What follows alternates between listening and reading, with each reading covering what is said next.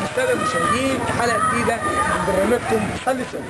النهارده احنا في احد مناطق الهرم، النهارده فكره الفنان. هنبدا نسال الناس في برنامجكم صلي صيامك ابراهيم مصر وحسن سعيد. اتمنى النهارده ان شاء الله عدد كبير جدا من المسلمين يكون عشان نحاول ندخل البهجه والسرور. بنتبسط احنا كلكم والرعاة بتوع البرنامج، بنفرح قوي لما نشوف الابتسامه الحلوه على وش الناس وهي بتفوز. انتظرونا النهارده هتبقى حلقه كويسه جدا من مركز الخبير. محمد شرف بن عبد الخير. استاذ محمد كل سنه وحضرتك طيب. رمضان كريم عليك يا محمد. احنا بنسال اسئله واخدك جاوبت صح؟ جاوب كده. عايزين نعرف يعني صلاه الظهر كام ركعه والعصر كام ركعه؟ صلاة الظهر 4 ركعات والمرتكين سنة. السلام عليكم ورحمة الله وبركاته. رحمة الله. طيب والعصر كام ركعه؟ العصر 4 ركعات. تمام. 5 سنة. ماشي يا حضرتك. الفاروق جاوب صح ودي جايزه بسيطه قدام البرنامج. كل سنه وحضرتك طيب. خلينا تقول لنا في رمضان. أقول لهم كل سنة وأنتم طيبين وبعد الأيام وربنا الرزاق والحمد لله عليك. هنجيب الرقم. كل سنه وانت طيب.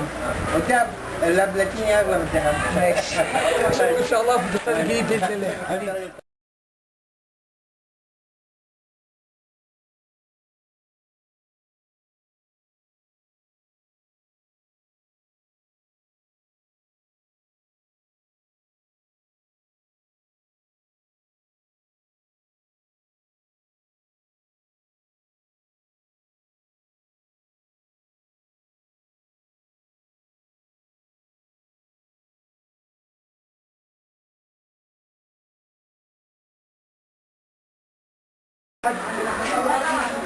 رجعنا لكم في قناه البنات. نسألك بس ايه؟ رحمه.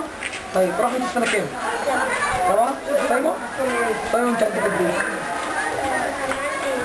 بلاد بتصومي من كام سنه؟ صومتي اول سنه كانت امتى؟ صومتي صغيره كده؟ ماشي. رحمه حافظه القران؟ طيب حافظه ايه؟ السنه. طيب قولي لنا هنا كده يلا. سجد أبي لهب وتبع عنه ما هو مكسب سيصل خيرا ضيفا وامرأته حمالة في جيدها حبل من صدق الله العظيم. صدق الله العظيم. بلغ رسوله الكريم.